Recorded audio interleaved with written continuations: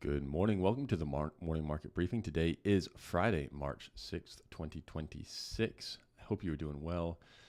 Tom, quick just plug for our April 1st event with Jacob's Ladder. If you want to take the next 20 seconds, talk a little bit about what we're doing with them. Yeah, so we're doing a lunch and learn on the 1st of April. We're having Amy Odell back, who was on our long form podcast, I guess 2 weeks ago now. Just kind of spreading the word about what they're doing, but they're a neurodevelopmental research center and school in Roswell, do a lot of work with kids with, autism, behavioral issues, cerebral palsy, all kinds of different sort of childhood neurodevelopmental ailments. They're working on improving those outcomes for kids. So if you are interested in that, or you have somebody who would be interested in that, please let us know. Happy to have you out. But so far we've gotten a lot of buzz around it. So if you are in education, healthcare, or fundraising, or people who are in that, or you're just interested, we'd love to speak with you. We'd love to introduce you to Amy, because that they're really trying to ramp up more in those avenues and get a little bit more awareness. So anything we can do to help them out is something that we feel pretty passionate about. We also feel passionate about the markets, Tom, and I'm very interested to hear what is going on in the markets. Maybe we can see a live look at bonds, and then we'll backfill and tell you why the bonds might be doing what they're doing. Chris Waller, who was shortlisted for the Fed, who had been pretty dovish, as he was being looked at as potentially being a new chairman, he came out this morning and basically said, the labor market's doing all right, and we're a little bit concerned about inflation due to Iran. Maybe we shouldn't cut rates at the upcoming meeting or meetings. Tom, what are bonds doing? Bonds are hot, at least as related to this morning. So. I mean, 5 minutes ago, the 10-year had worked its way up to about a 416, 417, which is about as high as we've been in the last couple of weeks. And we got the jobs report. It came out, and we have smashed back down to about a 411. So famously, last jobs report, we wrote off about 1 million jobs created over the previous 12 months. And so there's a Pyrrhic victory with 135,000 jobs alleged to be created in the month of January. There were some seasonal issues there. It's a very revisioned month, just in terms of the seasonal adjustments that they make. Normal course has resumed, Tom. A loss of 92,000 before revisions today. Unemployment rises to 4.4%. I mean, I think based on what I have seen with my own eyes, this might be one of the more accurate reports. We do a lot of poo-pooing of the jobs report and how accurate it's been because of those massive revisions. Call it all of the Biden jobs, and most of the ones that Trump has had since he got in office have been revised off. So whether or not we actually have added any jobs in the last 5 years is pretty suspect, but this one seems pretty in line with what we've seen. I mean, obviously on Monday's call, we talked about how Block, formerly Square, laid off 4,000 people, which is roughly 40% of their workforce in a single day, rather than being like, hey, we're going to slowly do this over the next 5 years. We're just going to, drop the hammer and fire all these people and replace Oracle's them about ready to can 15% of their workforce. Maybe they'll get pink slips today or leading up to their earnings next week. Yeah, so I'm kind of looking through the numbers here, but I mean, government jobs continue to be down. I can't hate that. I mean, it's just, I think they need to cut rates. I think we're too restrictive. I think it's 50 basis points. I'm sure that we've already seen a move on interest rate expectations for cuts, if I had to guess. If I look here now. There are some, the BLS is talking about there were some strikes of doctors went on strike in the month of February, which frankly had in the air. I did not know that was going on. But that, swayed things to the tune of about, they were up 77,000 strangely in January, and they were down 28,000 in February. Doctors' offices lost 37,000 jobs. So even if you say kind of net, they should have been up 50,000 versus where they came in. We're still down 40,000 jobs in the month of February now. Maybe March reverses some of this, and March number is going to be a little bit better, but it's not good. It's not good. And in the information sector, it continues to trend down. They lost 11,000 jobs. Again, 4,000 of those might have been from Block. Federal government continues to go down. Transportation and warehousing actually was down 11,000 despite some of the more positive news that we saw there, mostly due to couriers and messengers. Messengers has got to be a weird job in the year 2026. I mean, it was replaced by instant messenger when I was in middle school. Tom, what was the expectation on the participation rate? Let's see, participation rate. So is it 62.5? That's what I have. 62.5, yeah. So we came in at 62 flat. Guys, the unemployment rate is a function of the participation rate and the number of people working. So we came in at 4.4% on the unemployment rate with a participation rate that was 50 basis points lower than expected. So that's what we were taking 4.4% of. We were taking 4.4% of 62 rather than 4.4% of 62.5. You're talking about an unemployment rate that, assuming, and I can't do the math in my head like that, but I'm guessing, and I think these numbers are about certainly directionally correct. You're talking about a month-over-month increase in the unemployment rate, normalized for your participation rate, from about 4.3 last month to 5, to probably at least 4.7, 4.8. Yeah. I still maintain that the unemployment rate calculation is absolute BS because the unemployment rate didn't change last month when they wiped off 1 million jobs. They didn't change the previous year when they wiped off 816,000 jobs. Somewhere there's unemployment, but somehow it's we add jobs according to these things, then we wipe them away, and then we say that the unemployment rate has not changed. And then we remove 0.5% of people across the board who are participating in the labor force, and that doesn't somehow end up so there are fewer people trying to get a job, so your denominator goes down, and then there are more people who are laid off because the jobs number is negative, and therefore you should see a very significant increase in the ultimate result of that calculation, and yet it's up 0.1% month over month. So I think that it's very strange. I will say that Ben and I were doing a little game of, what do we think the number is before it came out? I said it was going to come in at 8. Ben said negative 10,000. We were both off by quite a bit. But we were still directionally a lot better then. Yeah. The lowest expectation was Bank of America, who had an expectation of positive 35,000 jobs. And Brown Brothers Harriman, which is the ultimate white shoe Wall Street firm, said 60,000. So by the Price is Right rules, nobody wins. We're going to have to try again, but Brown Brothers is the worst. So just remember that. What's interesting, too, is this BLS report also goes into the duration of unemployment. Generally, you like it when there are fewer people who are unemployed for a longer period of time. That increased by a whopping 86,000. That's pretty significant. That's about 5% increase in the number of people who are unemployed more than 6 months. 1.9 million people have been out of work for more than 6 months. Also, less than 5 weeks is up 153,000, which basically means Christmas came and went. January 1, they got their pink slips. And they're still sitting on the couch. And they're still sitting on the couch. So you might see this pig in a python scenario too. Right now you kind of have this U shape. We don't have very many people who are unemployed between 5 weeks and 6 months, but you might have that start shifting out. And the longer people are unemployed, the more skills atrophy, and that's where things become a little bit more dangerous. And then when you have to start explaining your windows, your work windows, where they're like, how come you've been unemployed for so long? Which I think is the worst part about resume building is you have to, your gaps. Why do you have a gap? But they say it takes a month for every $10,000 of income that you want to find a new job. And so the tough part is, if you believe Michael Green, who's a sort of an economist and options guy who does a lot of tweeting, at Professor Plum 99, he argues that the poverty line is now $140,000 a year. So if you're going to meet the poverty line, in his mind, you got to be out of work 14 months before you can get a job that's worth taking. So that's not great. I'm also just kind of looking through any of the internals. Are we seeing any reason for some sort of positivity, a little bit of light on a fairly dark day for unemployment?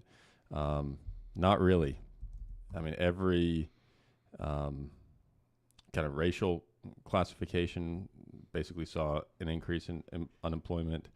You didn't really see any ages or education levels go down in unemployment.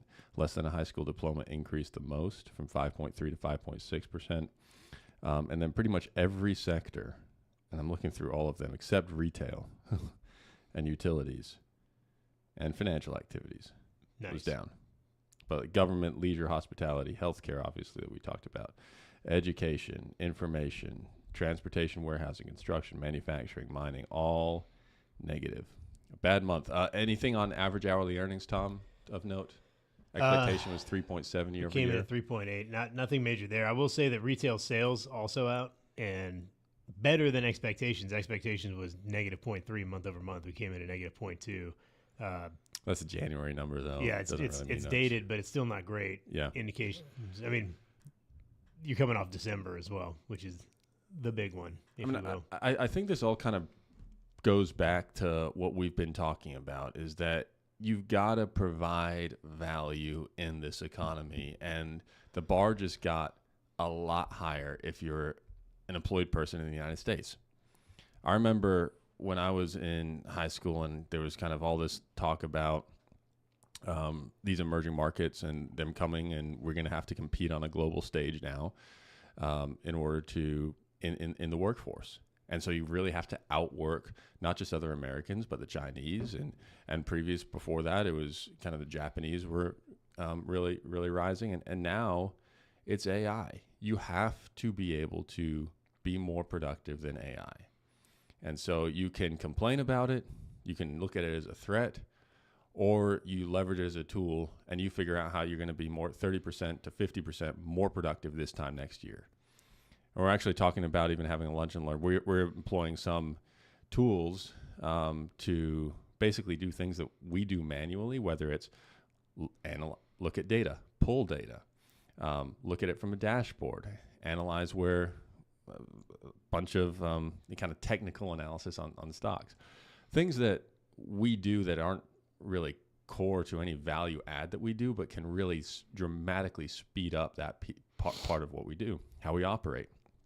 And so we're implementing that live. I mean, we've got people next door who are doing that as we speak. And I think that it's incumbent, if you're in any profession right now, you got to figure out how you're going to be 30 to 50% more productive this time next year. Otherwise, AI is a threat to you. Yeah.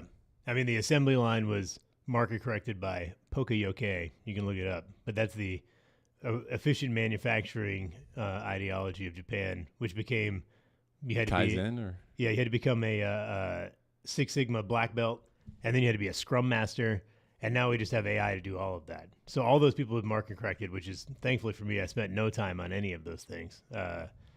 You just got to be dynamic, and that's really the hard part now. Is like, I mean, unless you're past a certain threshold of business acumen or skill, like you're just going to there's a gap there between being a young person and being a grizzled veteran. There's no time in business now to be spending money on people who are pretty good at stuff or learning stuff, because you can just get that from AI. And that's really, you have to be a person walking in day one who's a young person who can use that AI to put themselves at the same level. And that, I mean, I don't know how being a young person now has to be the worst thing in the world.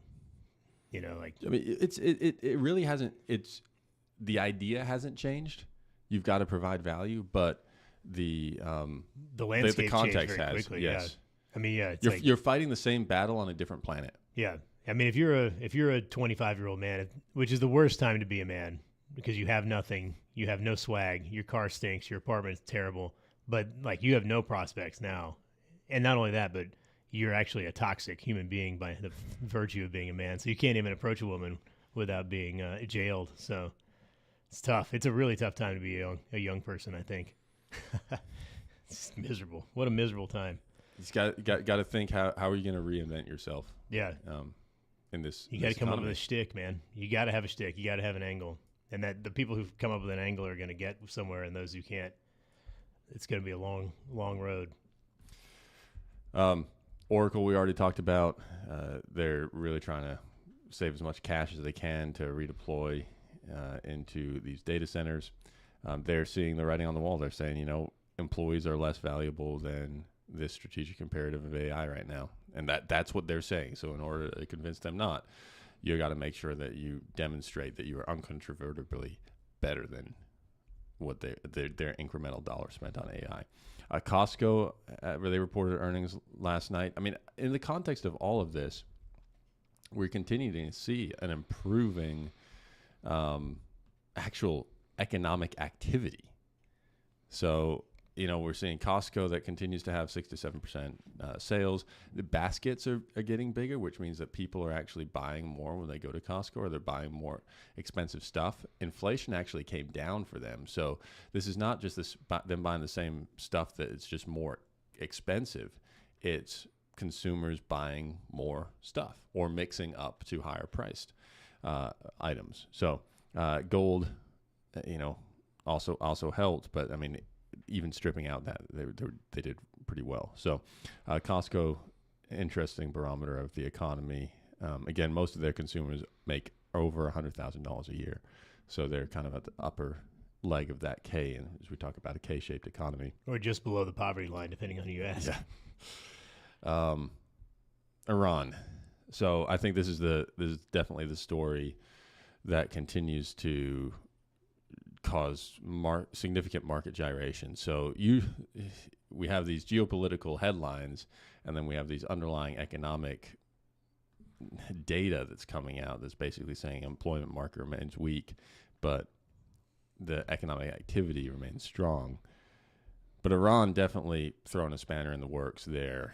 And we can show you a chart of oil prices and gasoline prices. And this is really the proximate cause. I mean, we've seen Brent oil go up over 30% in the last week and a half.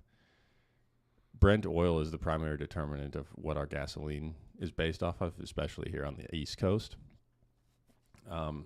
That's going to hit gasoline prices. The blue line is gasoline prices. The white is Brent oil. I mean, these guys are in lockstep. That's a 25% increase in your gasoline prices at the pump in a week and a half. That's not good for political stability. That's not good for, continuing the duration of the war. And then now you have that initial cohesion of countries, including Qatar and UAE and Saudi Arabia, who begrudgingly, I would say, supported the U.S. and just wanted to get Iran finished.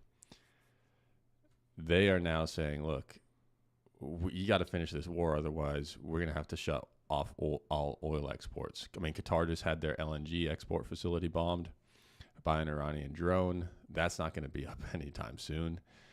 So good thing we don't rely on natural gas.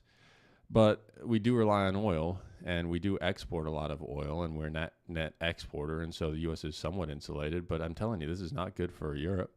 It's not good for China. And at some point, that's not going to be good for the United States. I mean, we're seeing in gasoline prices, you fill up and you transport yourself. But now you're going to see it in airfares, and you're going to see it on the grocery store potentially as well, because freight prices are going up. So that's all the backdrop here.